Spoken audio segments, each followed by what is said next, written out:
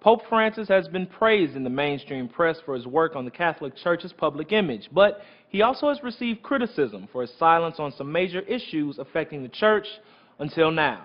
USA Today says the pontiff's recent choices for an anti-abuse commission make a strong statement about sexual abuse in the Church, the lack of representation of women, and the lack of a voice for lay people. That's people outside of the clergy. Some say it's a move that shows off the Pope's political instincts. Pope Francis has largely been portrayed positively in the press, partly because of his focus on the poor, but he's also defended some unpopular church stances. In an interview with an Italian newspaper earlier this month, he defended the Church's record on the fight against sexual abuse, saying, "The Catholic Church is perhaps the only public institution to have acted with transparency and responsibility. No one else has done more, yet the Church is the only one to be attacked."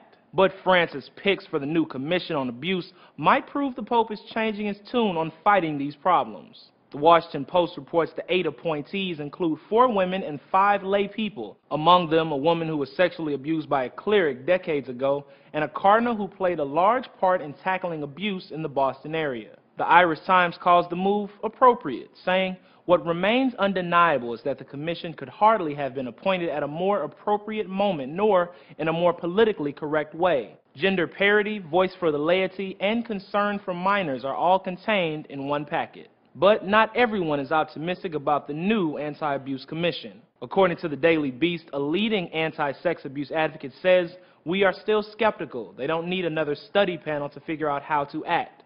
The Pope needs to take decisive action today and demote and defrock abusers, not wait for another study group to talk more about it." Pope Francis is set to meet with U.S. President Barack Obama Thursday to discuss poverty and income inequality. For Newsy, I'm Jamal Andrus.